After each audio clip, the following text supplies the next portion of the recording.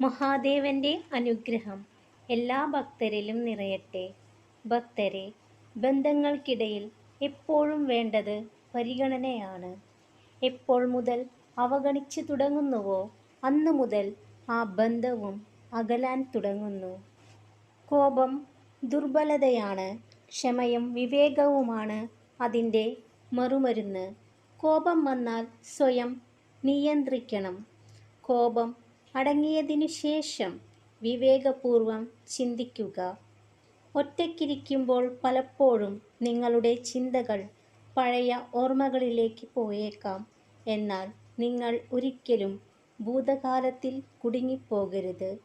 വിജയിക്കാനായി നിങ്ങൾക്ക് സൗന്ദര്യമുള്ള മുഖമോ ശരീരമോ ഒന്നുമല്ല വേണ്ടത്. കഴിവുള്ള ഒരു മനസ്സും ആഗ്രഹിച്ച കാര്യങ്ങൾ ചെയ്യാനുള്ള കാര്യപ്രാപ്തിയുമാണ്. എപ്പോഴും പരാതിപ്പെടുന്ന ആളുകൾക്ക് ഒരിക്കലും സന്തോഷിക്കാൻ കഴിയില്ല. ഒരാൾക്ക് പക്വത ഉണ്ടാകുന്നതിനുള്ള കാരണം ഒരിക്കലും പ്രായമല്ല, ഉത്തരവാദിത്വങ്ങളാണ്.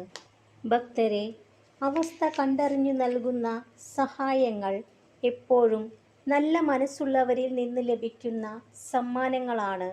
നിങ്ങൾക്ക് സ്വയം സമാധാനം കണ്ടെത്താൻ കഴിയുന്നില്ലെങ്കിൽ മറ്റൊരിടത്തും നിങ്ങൾക്കത് കണ്ടെത്താൻ കഴിയില്ല.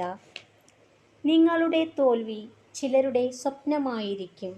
നിങ്ങളുടെ കീഴടങ്ങൽ ചിലരുടെ ആഗ്രഹമായിരിക്കും. ഇവയ്ക്കെല്ലാം അപ്പുറം നിങ്ങളുടെ പോരാട്ടവും നിങ്ങളുടെ വിജയവും നിങ്ങളുടെ മാത്രം ലക്ഷ്യമാണ്. ആ ലക്ഷ്യത്തിലെത്താനാണ് നിങ്ങൾ ശ്രമിക്കേണ്ടത്. ഭക്തരെ, നിശബ്ദനായ ഒരാൾ വിഡ്ഢിയാണെന്ന് കരുതരുത്. ശ്രദ്ധയോടെ കേൾക്കുന്നവൻ സംസാരിക്കുന്നവനേക്കാൾ ബുദ്ധിമാനാണ്. വിജയം ഒരു മാനസികാവസ്ഥയാണ്. നിങ്ങൾക്ക് വിജയം വേണമെങ്കിൽ സ്വയം ഒരു വിജയിയായി ചിന്തിക്കാൻ തുടങ്ങുക. വിലയറിയാതെ നഷ്ടപ്പെടുത്തുന്ന പലതും വിലയുള്ളതായിരുന്നു എന്ന് മനസ്സിലാക്കുന്നത് അവ നഷ്ടപ്പെട്ടതിന് ശേഷമായിരിക്കും. ഭക്തരെ, ക്ഷമിക്കുന്നവരാകുക, മനസ്സിലാക്കുന്നവരാകുക, എന്നാൽ വിഡ്ഢിയാകരുത്. പ്രതീക്ഷിക്കുന്നതെല്ലാം സംഭവിക്കണമെന്നില്ല. എങ്കിലും നല്ലത് ചെയ്യുക, നന്മയിൽ ജീവിക്കുക. അപ്പോൾ ജീവിതം മനോഹരമാകും. സ്നേഹമാണെങ്കിലും ബഹുമാനമാണെങ്കിലും സൗഹൃദമാണെങ്കിലും ആരിൽ നിന്നും പിടിച്ചു വാങ്ങുമ്പോഴല്ല, അവർ അറിഞ്ഞു നൽകുമ്പോഴാണ് മനോഹരമാകുന്നത്.